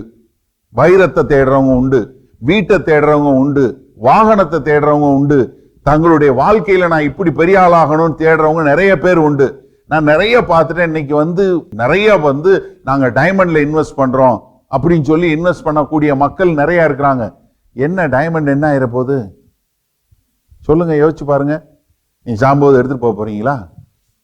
ராணியம்மா அவ்வளோ வச்சிருந்தாங்க, கிரீடம் தலையில வச்சா கூட வைக்க முடியாது, அவ்வளோ வெயிட்டு. என்ன பண்ணாங்க கடைசியில்? எங்கே வச்சுட்டு போனாங்க? விட்டுட்டு தான் போனாங்க. எத்தனை பேர் கியூனோட ஃபியூனரல் பார்த்தீங்கன்னு ஞாபகம் இல்லை. கடைசியா ரொம்ப அழகா செஞ்சாங்க. அவங்க வச்சிருந்த கோலை உடைச்சாரு ஆர்ச்சி பிஷப்பு. முடிச்சுட்டு சொன்னாரு சகோதரி எலிசபெத்துன்னாரு. அது வரைக்கும் ராணி எலிசபெத்து, உள்ள போகும்போது என்ன சகோதரி தான். நீ வெளியே இருக்கிற வரைக்கும் ராணியாரு எதாரு ராஜாவாரு கூஜாவாரு, உள்ள போகும்போது யாரு? நீ கிறிஸ்துவத்தை ஏற்றுக்கொண்டு தான் சகோதரன். அதைத்தான் சொல்றாரு. ஏன்னா நிறைய இன்னைக்கு பிரயச்சித்தை எடுக்கிறாங்க. நீங்க எத்தனை பேர் இந்த முன்னாடி எப்படி முத்து எடுக்கிறது குளிக்கிறதுக்கு கஷ்டப்பட்டாங்களோ அதே மாதிரி இன்னைக்கு டைமண்டுக்கு அவ்வளோ கஷ்டப்படுறாங்க. எத்தனை பேர் டைமண்ட் மைனிங் போய் பார்த்துருக்கேன்னு தெரியல. நான் சவுத் ஆப்பிரிக்கா போகும்போது நான் அந்த கல்லினன் மைனிங் டைமண்ட் மைனிங் போய் பார்த்தேன். எப்பா என்ன ஒரு காரியம்! அவர் கல்லினன் சொன்னவர் ஒரே ஒரு மைனை இது ஒரு தோட்டத்தில் உழுகும் போது அவர் ஒரு பெரிய டைமண்ட் கட்டியை பார்த்து எடுத்தாரு. அதுக்கப்புறம் தான் அந்த இடத்துல டைமண்ட் இருக்குன்னு. இன்னைக்கு அவ்வளோ பிரயச்சத்தை எடுத்து எத்தனையோ அவ்வளோ கிலோமீட்டரா பூமிக்கடியில் போய் அவ்வளோ பேர் செய்கிறாங்க. அவ்வளோ பாடு. யோபு 28வது அதிகாரம் தயவு செஞ்சு நீங்க உங்க வீட்டில் போய் வாசிச்சு பாருங்க. என்ன நீ கர்த்தரை தெரிஞ்சுக்கிற அறிவுக்கு முன்னாடி கோல்டா இருக்கட்டும், டைமண்டா இருக்கட்டும், பேர்லா இருக்கட்டும், எதுவுமே ஒண்ணுமே கிடையாது. அதுல முதல் 4 வசனம் வாசிங்களேன். வெள்ளிக்கு விளைவிடம் உண்டு, வெள்ளிக்கு விளைவிடம் உண்டு, பொன்னுக்கு புடமிடும் ஸ்தலமும் உண்டு, இரும்பு மண்ணிலிருந்து எடுக்கப்படும், செம்பு கற்களில் உருக்கி எடுக்கப்படும். மனிதன் அந்தகாரத்திலும் மரண இருளிலும் இருக்கிற கற்களை கடையாந்திர மட்டும் ஆராய்ந்து தேடி இருளுக்கும் அங்கே முடிவு உண்டாக்குகிறான். கடக்க கூடாததும் நிலையாததுமான ஆறு எழும்பினாலும் உழைப்பாணியானவன் அதை மனுஷரால் வற்றி போக பண்ணி செல்லுகிறான். ஒன்னும் பண்ணவே முடியாது. நீ என்னதான் போய் தேடி கண்டுபிடிச்சு எடுத்து பாருங்க. அதுல 12வது வசனத்திலிருந்து வாசிங்களேன். ஆனாலும் ஞானம் கண்டெடுக்கப்படுவது எங்கே? புத்தி விளைகிற இடம் இது. அதன் விலை மனுஷனுக்கு தெரியாது. அது ஜீவனுள்ளோருடைய தேசத்திலே அகப்படுகிறதில்லை. ஆழமானது அது என்னிடத்தில் இல்லை என்கிறது, சமுத்திரமானதும் அது என்னிடத்தில் இல்லை என்கிறது. அதற்கு ஈடாக தங்கத்தை கொடுக்கவும் அதற்கு கிரயமாக வெள்ளியை நெருக்கவும் கூடாது.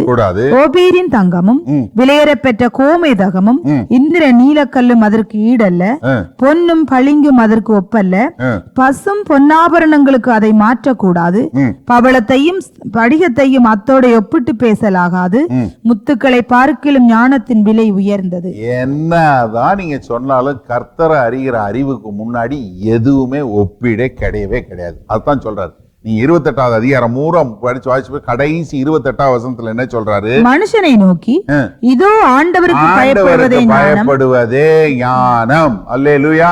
வேற ஒண்ணும் கிடையாதுங்க. எந்த ஒரு காரியமும் கிடையாது. நீங்க என்னதான் சொத்து வச்சிருந்தாலும் அந்த சொத்து உங்களை நல்லா வச்சிருக்காது.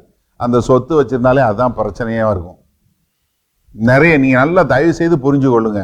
எதுக்கு அலைஞ்சு அலைஞ்சி எவ்வளவு கஷ்டப்பட்டு இவ்வளவு இது பண்ணி வேலைப்பட்டு பிரயாசத்தைப்பட்டு எல்லாம் பண்றீங்களோ அதுதான் உங்களுக்கு பெரிய பிரச்சனையாவே இருக்கும். இப்ப நீங்க யோசிங்களேன், எவ்வளவுதான் பெரிய ஒரு அவ்வளோ தேடி கண்டுபிடிச்சு இவ்வளோ பெரிய டைமண்ட் வாங்கிட்டேனே அப்படின்னு சொல்லுங்க. After all you have a diamond, அவ்வளவுதான். நீ சாக போற, அதுக்கப்புறம் அதுங்க இருக்க போகுது. தங்கம் வாங்கி வாங்கி என்ன தூக்கமும் வராது. எப்படி கொண்டு போய் லாக்கர்ல வைக்கணும், இங்க ஒளிச்சு வைக்கணும், அங்க ஒளிச்சு வைக்கணும். நம்ம ஆளுங்க எப்படி மீனுக்குள்ள வாங்கி மீனுக்குள்ள வச்சு அதை கொண்டு போய் ஃப்ரீசர்ல வைக்கிறான். அவன் கிளீனா வந்து மெட்டல் டிடெக்டரோட வந்து மீனை வச்சு அடிச்சுட்டு போயிடறான், நகையை மட்டும் எடுத்துட்டு போயிடறான். நிறைய பேருக்கு இந்த பைத்தியம், நகை பைத்தியம், நிறைய பேருக்கு டைமண்ட் பைத்தியம். தயவு செய்து திருந்துங்க. தேவனுடைய ராஜ்யம் அதை காட்டிலும் மேன்மையானது. அதனால என்ன, நீங்க அதுக்கு அலையிறதுக்கு பதிலா நீங்க பர்சனலா யூ கம் டு காட். அப்போ ஒவ்வொருத்தரும் நீங்க தேடுறது என்ன, கர்த்தரா நீங்க வந்து உள்ள வரக்கூடியதா. 4வதாக ராஜ்யம் என்ன, அதுதான் எல்லா சந்தோஷத்திற்கும் மூல காரணம். It's a source of joy. வேற எதுவுமே இல்லை. நீங்க 44வது வசனத்துல பாருங்களேன். அதை பற்றிய சந்தோஷத்தினாலே போய் தனக்கு உண்டான எல்லாவற்றையும் விற்று அந்த நிலத்தை கொள்ளுகிறான். யோசிச்சு பாருங்களேன், என்ன தேவனை அறிகிற அறிவு. அந்த ராஜ்யத்துக்கு ஈடா எனக்கு எதுவுமே தேவையில்லை. I am willing to lose anything and everything. எப்படி நான் எல்லாத்தையும் இழக்க தயார். ஏன்னா என்ன, எனக்கு இதுலதான் சந்தோஷம் இருக்கு. தேவனுடைய ராஜ்யத்துல தான் சந்தோஷம் இருக்கு, வேற எதுலயுமே கிடையாது. ஏன்னா தேவனுடைய ராஜ்யம் என்பது என்ன, நம்முடைய பாவத்திலிருந்து மீட்பு, அன்பு, சந்தோஷம், சமாதானம். அப்படிப்பட்ட ஒரு சந்தோஷம், கர்த்தரை அறிஞ்சு கொள்றதுல வர்ற சந்தோஷம் இருக்கு பாருங்க, வேற எதுலயுமே கிடையாதுங்க.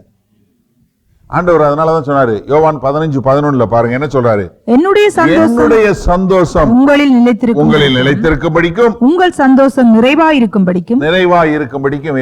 ஏன் சந்தோஷம் உங்களுக்குள்ள நிறைவா இருக்கும். நான் சொல்றேன், ஆல்கஹால் கொஞ்ச நேரம் தான் இருக்கும், ட்ரக்ஸ் கொஞ்ச நேரம் தான் இருக்கும். ஆனா இது பாருங்க, கர்த்தருடைய ராஜ்யம், கர்த்தருடைய சந்தோஷம் இருக்கு பாருங்க, நிரந்தரமான சந்தோஷம். அதனாலதான் யோவான் 16:24 சொல்லும்போது என்ன சொன்னாரு, இதுவரைக்கும் நீங்கள் என் நாமத்தினாலே ஒன்றும் கேட்கவில்லை, கேளுங்கள், அப்பொழுது உங்கள் சந்தோஷம் நிறைவாயிருக்கும்படி. யோவான் தன் நிருபத்தை எழுதும்போது சொல்றாரு, நாங்கள் கண்டதும் கேட்டதும் நாங்கள் எங்கள் கைகள்னால உணர்ந்ததையும் பத்தி உங்களுக்கு எழுதுறேன். எதுக்காக எழுதுறேன்? 4வது வசனம் 1 யோவான் 1:4 என்ன சொல்றாரு, உங்கள் சந்தோஷம் நிறைவாயிருக்கும்படி. ரோமர் 14:17 போன வாரம் வாசிச்சோம். என்ன தேவனுடைய ராஜ்யம் என்ன இல்ல, புசிப்பும் குடிப்போம் இல்ல, அது என்ன, நீதியும் சமாதானம் சந்தோஷமா இருக்கிறது. அதனாலதான் பிலிப்பியருக்கு கடிதம் எழுதும்போது அப்போஸ்தலனாகிய பவுல் சிறைச்சாலையில இருந்து எழுதும்போது எழுதுறாரு, என்ன சந்தோஷமாயிருங்கள்.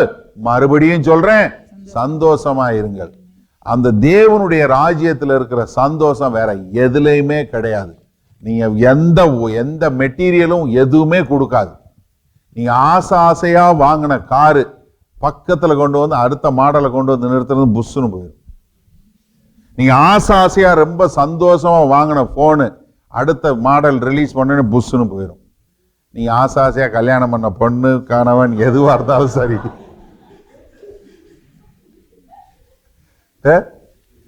எல்லாம் எப்பவுமே உங்ககிட்ட இருக்கிறத விட வேற மாடல் நல்லா தான் தெரியும். இதெல்லாம் உலகத்துல இருக்க சந்தோஷம் எல்லாமே நிரந்தரமற்றது, புரிஞ்சுக்கோங்க. தேவனுடைய ராஜ்யத்துல வர சந்தோஷம் இருக்கு பாருங்க, அத மாதிரி சந்தோஷம் வேற எதுலையுமே கிடையாது. அவ்வளவு ஒரு சந்தோஷம். கடைசி 5வதாக இதுல இந்த ராஜ்யத்துல ஒவ்வொருத்தரும் வித்தியாசமாக உள்ள வர முடியும். ஒருத்தர் சும்மா தற்செயலா உழுதாரு, கண்டுபிடிச்சிட்டாரு. ஆனா இன்னொருத்தர் தேடுன்னு மாங்குன்னு தேடினார். தன்னுடைய எனர்ஜி எல்லாத்தையுமே தேடக்கூடியவரா. ஆனா ஒருத்தருக்கு என்ன தற்செயலா நடந்துருச்சு. எப்பவுமே ராஜ்யத்துல ஒரு சிலருக்கு ரொம்ப ஈஸியா கிடைச்சிரும். ஒரு சிலர் பாருங்க, எதுவுமே இருக்காது, வருவான், அவன் ரட்சிக்கப்படுவான், போயிடுவான். நான் நிறைய நம்ம இந்த சபைகளில் லாட்வியன் சபையில், ரஷ்யன் சபைகளில் பார்த்துருக்கிறேன். அவன் ஒரு குடிகாரனா இருப்பான், இல்லை ட்ரக் அடிக்டா இருப்பான், வருவான், மீட்டிங்க்கு வருவான், வேண்டா வெறுப்பா உள்ள உட்காந்துருப்பான், வருவான், ஜெபம் பண்ணுவான், அவன் தலையில கை வச்சு ஜெபம் பண்ண உடனே ஆண்டவர் சின்னஸ் பிரேயரை சொல்லுவான். ஜெபம் பண்ண உடனே கடைசியில் பார்த்தீங்கன்னா அவன் போகும்போது நாமான பாச பேசி பரிசுத்த ஆவியை பெற்று வெளியே போவான். நமக்கே ரொம்ப ஆச்சரியமா இருக்கும். ஆண்டவரே, இது ரொம்ப டூ மச் ஆண்டவரே. எனக்கு தெரிஞ்சு நிறைய பேர் முழங்கால நின்று அத்தனை நாள் எனக்கு பரிசுத்த ஆவியானவர் வேணும், எனக்கு நவமான பாசை வேணும்னு கேட்குறவங்க எத்தனையோ பேர் இருக்காங்க. அவங்களுக்கெல்லாம் ஒன்றுமே நடக்க மாட்டேங்குது. இவன் ஒரு அயோக்கிய பையன் வந்தான், இவனுக்கு எல்லாமே நடந்துருச்சு. யோசிச்சு பாருங்க, பவுல் வாழ்க்கையை யோசிச்சு பாருங்க. கிறிஸ்தவனை கொலை செய்யறக்காக போயிட்டு இருக்கிறாரு. அடுத்த நிமிஷம் என்ன, டமால் கீழே விழுகிறாரு, எந்திரிக்கிறாரு. ராஜ்யத்துக்கு பயங்கரமான ஒரு வல்லமையான ஒரு காரியம். யோசிச்சு பாருங்க. சமாரிய உமன் ஏற்கனவே 5 பேரை கல்யாணம் பண்ணி 6வது ஆளோட உட்காந்து யாரும் பார்க்கக்கூடாதுன்னு சொல்லி மத்தியான வேலையில தண்ணி எடுக்க வர்றாங்க. அந்த அம்மா யாரு, முதலாய் ராஜ்யத்தை ஏற்றுக்கொண்டு போன சமாரிய ஸ்திரியா போறாங்க. என்ன ஒரு ஆச்சரியம். அவங்க தேடியே வரல, அவங்க தண்ணி தேடி வந்தாங்க. ஆனா அவங்களுக்கு ஆண்டவர் ஜீவ தண்ணியை கொடுத்து அனுப்பிச்சாரு. குருடன், அவன் சும்மா முடவன், தனியா 38 வருஷமா படுத்து கிடக்கான். கர்த்தர் வர்றார், நீ சரியாகணுமாப்பா, எந்திரி போ. குருடன், எனக்கு ஒண்ணும் இல்லை, இந்தா போ. நிறைய நேரங்கள்ல பாத்தீங்கன்னா சம்பந்தமே இல்லாம வர்றவங்க. சார்ல்ஸ் ஹெச் ஸ்பர்ஜன், அதாவது தேவன் வல்லமையா உபயோகப்படுத்தினதுல ஒரு ஆளு. அவர் 15 வயசு வரைக்கும் சர்ச்சுக்கு ரெகுலரா தான் போயிட்டே இருந்தார். ஆனா ஆண்டவர் தெரியாது, சும்மா சபைக்கு வருவார் போவார். ஆனா அவர் என்ன நினைச்சாரு, நான் கிறிஸ்தவன் நினைச்சிட்டே தான் இருந்தார். ஒரு நாள் நியூ இயர் சர்வீஸுக்கு போகும்போது அவங்க பயங்கரமான பனி, அதனால அவரால் போக முடியல. பக்கத்தில் ஒரு மெத்தடிஸ்ட் சர்ச் இருந்திருக்கு, அங்கே போயிருக்காரு. மொத்தமே 15 பேர் தான் இருந்திருக்காங்க. அந்த 15 பேர் இவர் போய் உட்காந்துருக்காரு. நியூ இயர் சர்வீஸ் நான் சர்ச்சில் தான் ஆரம்பிக்கணும்னு உட்காந்துருந்தவர். அங்கே பிரசங்கம் பண்ண வர வேண்டியவர் வரல பனியினால. அதனால அங்கேருந்து ஒரு மூப்பர் எந்திரிச்சு நின்று பேச ஆரம்பிச்சிருக்கிறாரு. அவர் முன்னாடி நின்றுட்டு, கர்த்தரை நோக்கி பாருங்கள், நீங்கள் ரட்சிக்கப்படுவீர்கள். இதையே திரும்ப திரும்ப சொல்லிக்கிட்டே இருந்தாராம். அவருக்கு வேற ஒண்ணுமே பேச தெரியல. இவர் பார்த்திருக்காரு, இவர் இதையே சொல்லிக்கிட்டே இருந்திருக்காரு, திரும்ப திரும்ப சொல்லிட்டாரு. திடீர்னு பார்த்து, young man, you are miserable now, நீ இப்ப ரொம்ப மோசமான நிலைமையில இருக்க, நீ செத்தா இதை விட இந்த மோசமான நிலைமை. இப்ப நீ கர்த்தரை நோக்கி பாரு, இப்பொழுது நீ கர்த்தரை நோக்கி பாரு, நீ ரட்சிக்கப்படுவ. Look to Jesus, look to Jesus அப்படின்னு இவரை பார்த்து சொல்லிக்கிட்டே இருந்தாராம். அந்த நேரத்துல பரிசுத்த ஆவியானவர் தொட்டிருக்காரு, மாற்றப்பட்டாரு. அவர் அங்க மேடையில் நின்று பேசினது முட்டாள்தனமா, பேச வச்சது கர்த்தர் முட்டாள்தனமா. எனக்கு அருமையானவர்களே, நமக்கு தெரியாது. ஆனா இன்னொரு கூட்டம் என்ன, தேடிக்கிட்டு இருக்க கூட்டம். எப்பொழுதுமே எனக்கு ஆண்டவரை தெரிஞ்சிராதா, நான் ஆண்டவரை அறிஞ்சு கொள்ள மாட்டேனா. நம்ம நிறைய போயிருக்கேன், நான் நிறைய கோயிலுக்கு போயிருக்கேன், நான் கத்தோலிக்கத்தை போய் பார்த்துருக்கேன், நான் இஸ்லாம் போய் பார்த்துருக்கேன், நான் புத்திசம் போய் பார்த்துருக்கேன், எல்லாம் பார்த்துருக்கேன். கடைசியா பைபிள் வாசிச்சு ஆண்டவரை தெரிஞ்சு கொண்டேன்னு வரக்கூடிய ஒரு கூட்டம். எத்தியோப்பியன் ஈனாக்கு என்ன பண்றாரு, நான் பைபிளை வாசிக்கிட்டே இருக்கிறேன், எனக்கு புரிய மாட்டேங்குது, எனக்கு யாராவது சொல்லி கொடுத்துட மாட்டாங்களா, நான் எருசலேம் வரைக்கும் போறேன், இது யாரை குறித்து சொல்லுது. எத்தியோப்பியால இருந்து எருசலேம் வரைக்கும் வந்துட்டான். அப்போஸ்தலர் 8வது அதிகாரத்துல அங்க ரட்சிக்கப்படக்கூடிய காரியம். அடுத்து நம்ம பார்க்கிறோம் அப்போஸ்தலர் 10வது அதிகாரத்துல கொர்நேலியு டெய்லி ஆஃபரிங் கொடுக்கிறார், தினசரி ஜெபம் பண்றார், ஆண்டவரை தெரிஞ்சு கொள்ள மாட்டேனான்னு. ஒரு நாள் ஆண்டவர் தரிசனமாறார். இன்னொரு லிடியா அப்போஸ்தலர் 16வது அதிகாரத்துல அந்த சகோதரி. அதே மாதிரி பிலிப்பாய் பட்டணத்தில் உள்ள ஜெயிலர் அப்போஸ்தலர் 16வது அதிகாரத்துல பார்க்கிறோம். ஆண்டவன் மாதிரி ரட்சிக்கப்படுவதற்கு நான் என்ன செய்யணும். அப்போஸ்தலர் 17வது பெரியா பட்டணத்தார் தினசரி வேத வசனத்தை ஆராய்ச்சி பண்ணக்கூடிய மக்களா. அப்ப என்னன்னா, நீங்க ஒரு சிலர் இங்க இருக்கிறவங்க தற்செயலா வந்திருப்பீங்க, யாரோ ஆண்டவரை பத்தி சொல்லியிருப்பாங்க. ஆனா ஒரு சிலர் ரொம்ப தேடி பைபிளை வாசிச்சு, நான் சின்ன பிள்ளையில இருந்தே சபைக்கு போனேன், இப்பதான் ஆண்டவரை தெரிஞ்சேன்னு. அப்ப என்ன, எல்லா விதமான மக்களும் வேற வேற வழியில வருவாங்க. அது எப்படி வேணாலும் இருக்கும் இந்த ராஜ்யத்துல வருது. முடிவா இந்த நாளில் நம்ம தெரிஞ்சு கொள்ள வேண்டியது, இந்த பரலோக ராஜ்யங்கிறது வந்து இட்ஸ் அ டிரான்சாக்ஷன். அண்ணன் என்னண்ணே இப்படி சொல்கிறீங்க, ரட்சிப்பு விற்கிறது மாதிரி இருக்கு. ரட்சிப்பு முற்றிலும் இலவசம். நல்லா கவனிங்க, அதில் எந்த விதமான மாறுபாடும் கிடையாது. ஏன்னா ஆண்டவர் சொல்லும்போது என்ன சொன்னார்? மத்தேயு 19:24 சொல்லும்போது, மேலும் ஐஸ்வர்யவான் தேவனுடைய ராஜ்யத்தில் பிரவேசிப்பதை பார்க்கிறோம், ஒட்டகமானது ஊசியின் காதிலே நுழைவது எளிதாயிருக்கும் என்று. பணத்தினால உன்னால ரட்சிப்பை வாங்கவே முடியாதுங்கிறத மிக தெளிவாக சொல்லி கொடுத்தாரு. அதனால வந்து சொல்லும் போதுதான் ஒட்டகத்தினுடைய ஊசி வந்து ஒட்டகத்தினுடைய காதில் கூட போயிடும். ஆனா பணக்காரனால போனேன், பணத்தினால வாங்கவே முடியாது. ஏன்னா ரோமர் 3:24 சொல்லும் என்ன சொல்றாரு? இலவசமாய் அவருடைய கிருபையினாலே கிறிஸ்து இயேசுவில் உள்ள மீட்பை கொண்டு நீதிமான்களாக்கப்படுகிறது. நீங்க நீதிமானாக்கப்பட்டது இலவசம் தான். அதே மாதிரி எபேசியர் 2:8-9 நம்ம எல்லாருக்கும் தெரிஞ்ச வசனம் என்ன? கிருபையினாலே விசுவாசத்தை கொண்டு நீங்கள் ரட்சிக்கப்பட்டீர்கள், இது உங்களால் உண்டானதல்ல, இது தேவனுடைய ஈவு. சரியா? அதுல ஒரு விதமான மாறுபாடான கருத்து கிடையாது. ஆனா there is a transaction. ஏசாயா 55 திருப்பங்க பைபிள்ல ஏசாயா 55 பழைய ஏற்பாட்டுல சொல்லக்கூடிய ஐசாயா 55:1 என்னன்னா ரொம்ப தெளிவா நமக்கு சொல்லக்கூடிய ஒரு காரியம் என்ன? அதாவது ரட்சிப்பை குறித்து பழைய ஏற்பாட்டுல ரொம்ப அதிகமாக சொல்லக்கூடிய ஒரு வசனம் இதுதான். என்ன சொல்லுது? ஓ தாகமாய் இருக்கிறவர்களே, நீங்கள் எல்லோரும் தண்ணீர்கள் அண்டைக்கு வாருங்கள், பணம் இல்லாதவர்களே நீங்கள் வந்து வாங்கி சாப்பிடுங்கள். ரொம்ப தெளிவா சொல்றாரு. நீ உனக்கு என்ன ஜீவ தண்ணீர் வேணுமா, நீ வா, பணம் இல்லாமல் வாங்கி சாப்பிடு. ஆனா அடுத்து என்ன சொல்றாரு? நீங்கள் வந்து பணமுமின்றி விலையுமின்றி திராட்சை ரசமும் பாலும் கொள்ளுங்கள். என்ன? நீ வந்து வாங்கு, ஆனா அது இலவசம். You come and buy it. நீ வரணும், வாங்கணும், ஆனா காசு கிடையாது. ஒரு டிரான்சாக்சன் வேணும். என்ன? நீ வரணும், உன்னைய நீ கொடுக்கணும்.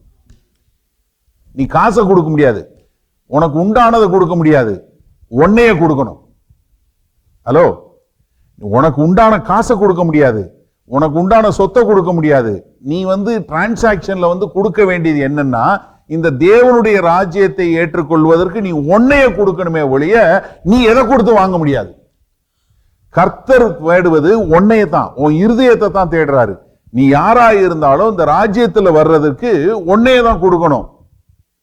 ஏன்னா கர்த்தரை பின்பற்றி வர்றோம்னு சொல்லும்போது லூக்கா 9:57-62 வரை உள்ள வசனங்கள்ல 3 பேரை குறித்து சொல்றாரு. சொல்லும்போது முதல்ல என்ன சொல்றாரு? ஒருத்தன் வந்து என்ன சொல்றான்? ஆண்டவரே நான் பின்பற்றேன். அப்ப ஆண்டவர் என்ன சொல்றாரு? எப்பா, படுக்கிறதுக்கு எல்லாத்துக்கும் இடம் இருக்கு, ஆனா எனக்கு அது கூட இல்லை. அவன் என்ன பண்ணிடுறான்? போயிடுறான். அவனுக்கு தேவை என்ன? சொகுசு வாழ்க்கை. ரெண்டாவது என்ன சொல்றான்? ஆண்டவரே நான் உன்னை பின்பற்றேன், முதல்ல என்ன பண்றேன்? எங்க அப்பா போய் புதைச்சிட்டு வரேன். அது என்ன? எனக்கு சொத்து வேணும். எங்க அப்பா ஒன்றும் சாக கிடைக்கல, எங்க அப்பா செத்தாதான் சொத்து கிடைக்கும், சொத்தை வாங்கிட்டு உங்களை பின்பற்ற வரேன். ரெண்டாவதுல என்ன? சொத்துக்கு போயிட்டான். மூணாவதுல என்ன சொல்றான்? இல்ல நான் போய் என் உறவுல மனைவிட்ட எங்க அம்மாட்ட எல்லாட்டையும் பை பை சொல்லிட்டு வரேன். இல்லப்பா, அவனுக்கு என்ன? சொந்தம். ஒருத்தனுக்கு சொகுசு வாழ்க்கை, இன்னொருத்தனுக்கு சொத்து, மூணாவது உள்ளவனுக்கு சொந்தம். இதெல்லாம் விட்டுட்டு நீ என்னை பின்பற்றி வர. நீ கர்த்தருக்கு இந்த ராஜ்யத்துக்குள்ள வர்றதா இருந்தா நீ எதையும் இழக்க தயாரா, உன்னைய நீ கொடுக்க தயாரா? ஏன்னா இந்த ரட்சிப்பிற்காக நீங்க எதையும் இழக்க தயாரா? ஏன்னா அந்த புதையலை கண்டுபிடிச்சவன் எல்லாவற்றையும் விட்டு எனக்கு இந்த புதையல் போதுன்னு வந்தான். முத்தை கண்டுபிடிச்சவன் அந்த ஒரே முத்தை கண்டுபிடிச்சிட்டேன், இனி எனக்கு வேற எதுவும் தேவையில்லை அப்படின்னு தனக்கு உண்டான எல்லாவற்றையும் விட்டு விட்டான். நீங்க அதே மாதிரி கர்த்தராகிய இயேசு கிறிஸ்து தான் எனக்கு வேணும்னு சொல்லி எதையும் அவர் நாமத்து நிமித்தம் நான் இழக்க தயார் என்று சொல்லக்கூடிய ஒரு டிரான்சாக்சன் பண்றதுக்கு தயாரா? ஆண்டவர் திரும்ப திரும்ப சொல்றாரு. மத்தேயு 10:37-39 வரை உள்ள வசனங்களை சொல்லும் என்ன சொல்றாரு? தகப்பனையாவது தாயையாவது என்னிலும் அதிகமாய் நேசிக்கிறவன் எனக்கு பாத்திரன் அல்ல, மகனையாவது மகளையாவது என்னிலும் அதிகமாய் நேசிக்கிறவன் எனக்கு பாத்திரன் அல்ல, தன் சிலுவையை எடுத்துக்கொண்டு என்னை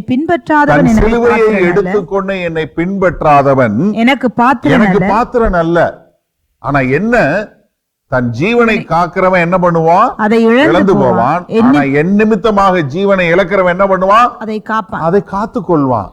16வது அதிகாரம் 24, 25 பாருங்க மத்தேயுல. அப்பொழுது இயேசு தம்முடைய சீசர்களை நோக்கி ஒருவன் என்னை பின்பற்றி வர விரும்பினால் அவன் தன்னைத்தான் வெறுத்து தன் சிலுவையை எடுத்துக்கொண்டு என்னை பின்பற்ற கடவன். தன் ஜீவனை ரட்சிக்க விரும்புகிறவன் அதை இழந்து போவான்.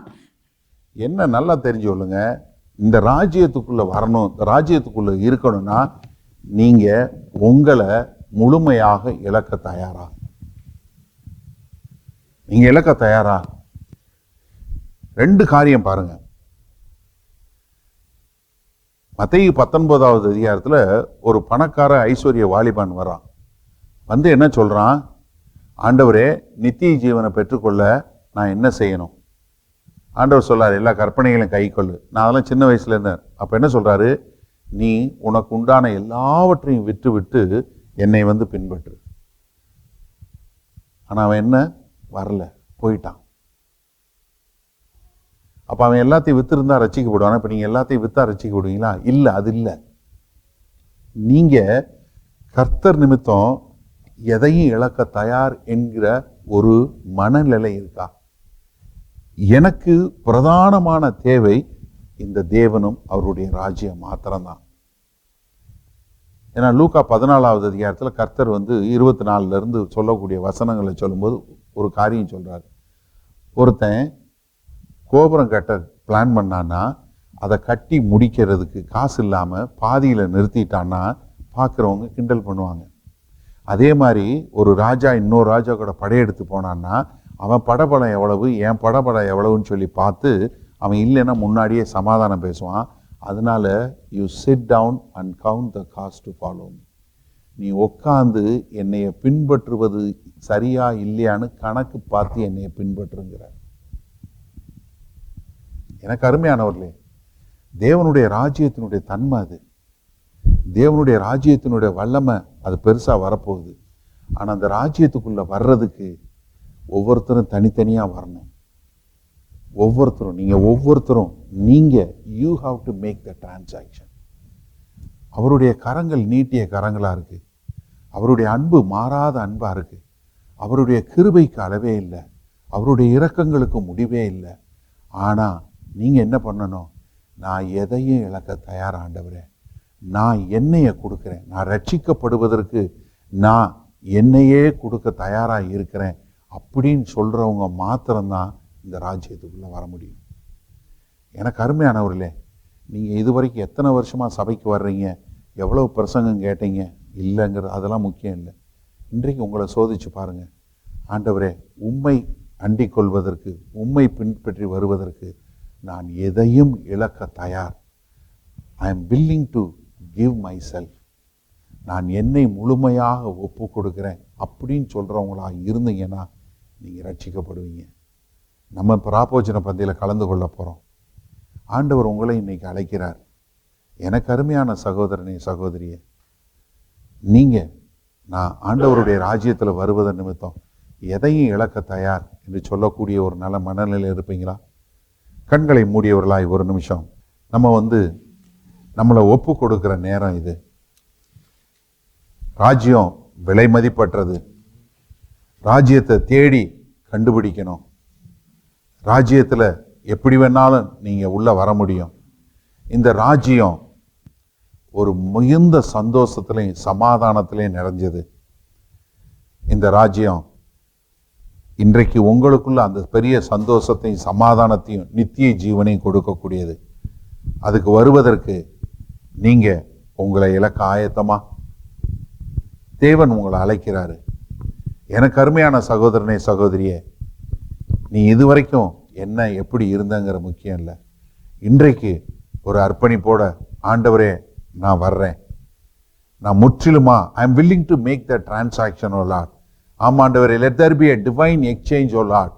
ஆமாண்டவரே, நான் என்னை முற்றுமாய் தர விரும்புகிறேன், நான் உங்களுடைய ராஜ்யத்தில் வர விரும்புகிறேன் என்று சொல்லக்கூடியதா உங்களை ஒப்பு கொடுத்தலோட நம்ம ஜெபம் பண்ணுவோமா?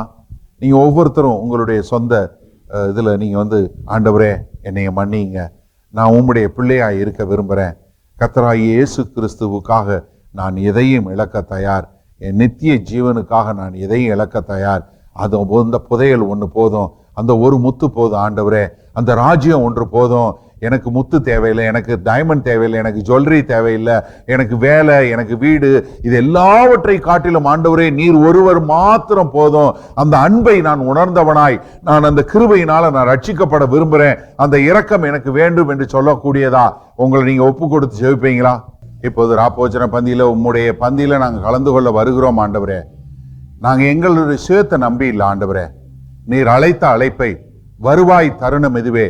இன்றைக்கு இந்த செய்தியை கேட்டுக்கொண்டிருக்கிற எனக்கு அருமையான சகோதர சகோதரி யாராவது ஒருவர் ஆண்டவரே உம்மை ஏற்றுக்கொள்ளாதவர்களாய் இருந்தால் இந்த தருணத்தை அவர்கள் விட்டு விடாதபடி, ஆம் ஆண்டவரே, உம்முடைய அன்பை, உம்முடைய கிருபையை, உம்முடைய இரக்கத்தை ஆண்டவரே உணர்ந்தவர்களாய் ரட்சிக்கப்படுவதற்கு இயேசு கிறிஸ்துவனுடைய நாமம் அல்லாமல் வேற நாமமே இல்லை என்பதை புரிந்து கொண்டு உம்மோடு அண்டிக் கொண்டு அவர்கள் தங்கள் வாழ்வை சரி பண்ண எங்கள் தேவன் கிருபையும் இரக்கமும் பாராட்ட வேண்டுமாய் இயேசு கிறிஸ்துவின் உன்னத நாமத்தினால ஆசீர்வதிக்கிறோம் ஜீவனுள்ள வல்ல பிதாவே, ஆமென். உங்களில் யாருக்காவது ஜெப தேவைகள் இருக்குமானால் நீங்கள் உங்களுடைய வீடுகளில் உங்கள் கதவை பூட்டி நீங்கள் ஆண்டவரை நோக்கி ஜெபம் பண்ணுங்க. உங்களுடைய எல்லா விதமான பலவீனங்களை குறித்து தெரிந்து வைத்திருக்கிற தேவன், எப்போதும் ஜீவன் உள்ள தேவன், உங்களுடைய ஜெபங்களை கேட்டு உங்களுக்கு பதில் கொடுப்பார். நீங்கள் வேற ஒரு ஆள்கிட்ட போகணும், வேற ஒருத்தவங்கிட்ட போய் ஜெபத்துக்கு போகணும்னு அவசியம் இல்லை. நீங்கள் ஜெபம் பண்ண ஆண்டவராகிய இயேசு கிறிஸ்துவை ஏற்றுக்கொண்ட எல்லாரும் பிதாவாகிய தேவன்கிட்ட ஜெபம் பண்ணால் அந்த ஜெபத்தை கேட்டு பதில் கொடுக்கக்கூடிய அன்புள்ள பரமபிதா தான் நமக்கு இருக்கிறாரு. அதனால் தைரியமாக நீங்கள் ஜெபம் பண்ணுங்க. அதே சமயத்தில் இன்னொரு காரியமும் நாங்கள் சொல்கிறோம், எங்களுக்காய் ஜெபம் பண்ணுங்க. ஏன்னா வேத வசனத்தில் அதுதான் சொல்லியிருக்கு. நீங்கள் எந்த ஊழியக்காரரையும் ஜெபம் பண்ண போங்கன்னு சொல்லலை, ஆனால் ஊழியக்காரருக்காக ஜெபம் பண்ண சொல்லியிருக்கு. நாங்கள் தைரியமாக தேவனுடைய வார்த்தை இன்னும் அதிகமாக பிரசங்கிக்க எங்களுக்காய் நீங்கள் ஜெபிக்கும்படி கேண்டிக் கொள்கிறேன்.